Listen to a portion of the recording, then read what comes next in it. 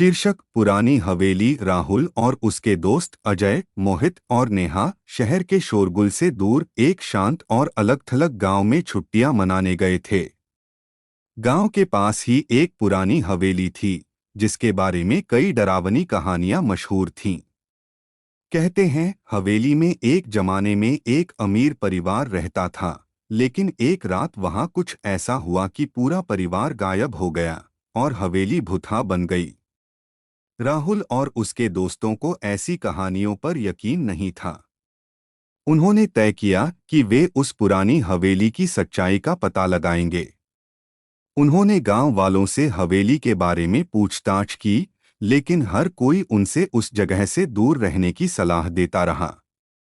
वहां जाना ठीक नहीं है, वहां कुछ अजीब है, एक बूढ़े आदमी ने कहा।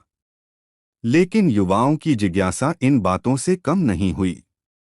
उन्होंने योजना बनाई कि वे रात में हवेली में जाकर पूरी रात वहां बिताएंगे।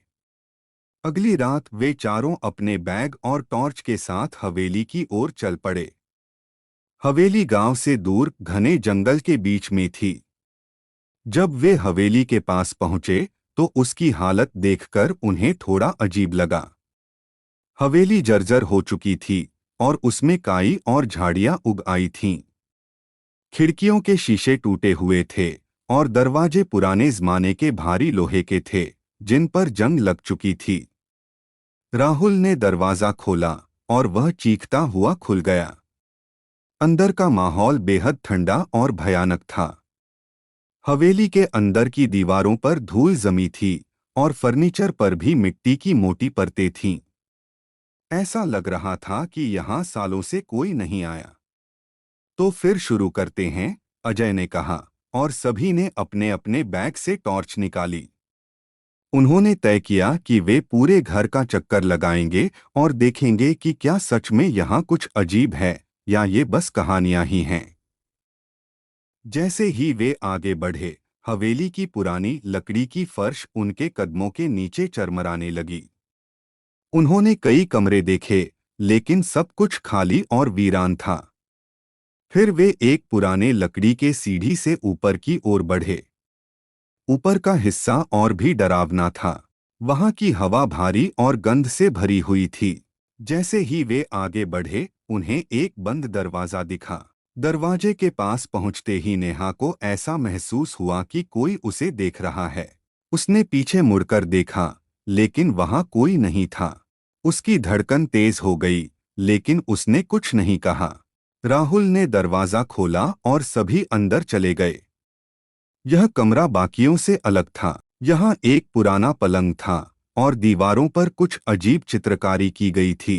कमरे के कोने में एक लकड़ी की अलमारी थी, जिसका दरवाजा थोड़ा सा खुला हुआ था।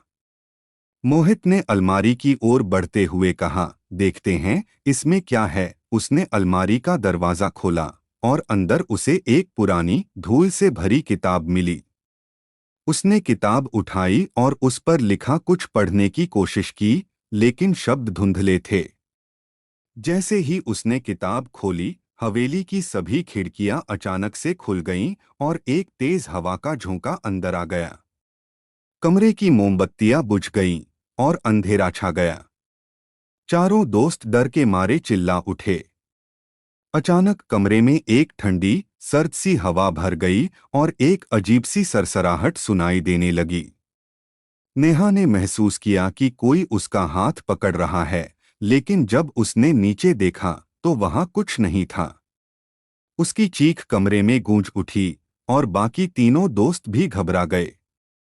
अजय ने दरवाजे की ओर भागने की कोशिश की, लेकिन दरवाजा अपने आप बंद हो गया। अब कमरे में अजीब आवाजें गूंजने लगीं, मानो कोई अदृश्य शक्ति वहां मौजूद हो। दीवारों पर उकेरी गई चित्रकारियां अब खुद ब खुद हिलने लगीं और वे चित्र जीवित होने लगे। राहुल ने चीखते हुए कहा, यहाँ से बाहर निकलना होगा, लेकिन दरवाजा किसी भी तरह से नहीं खुल रहा था। तभी अलमारी का दरवाजा जोर से बंद हुआ और किताब जमीन पर गिर गई। किताब के गिरते ही कमरे में एक खौफनाक आवाज गूंजी, तुम्हें यहाँ नहीं आना चाहिए था। चारों दोस्त अब बुरी तरह से डर चुके थे। उन्होंने एक साथ दरवाजे को जोर से धक्का मारा और आखिरकार वह खुल गया। वे भागते हुए नीचे की ओर दौड़े, लेकिन ऐसा लग रहा था कि सीढ़ियां कभी खत्म ही नहीं हो रही थीं। जब वे अंत में हवेली से बाहर निकले तो रात का अंधेरा और भी घना हो चुका था।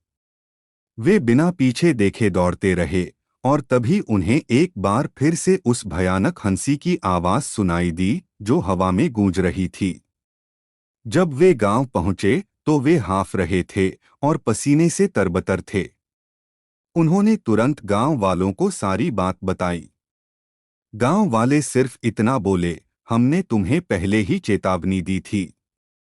उस हवेली में जो भी जाता है वह कुछ न कुछ खो कर आता है। उस रात के बाद राहुल और उसके दोस्तों में से कोई भी पहले जैसा नहीं रहा।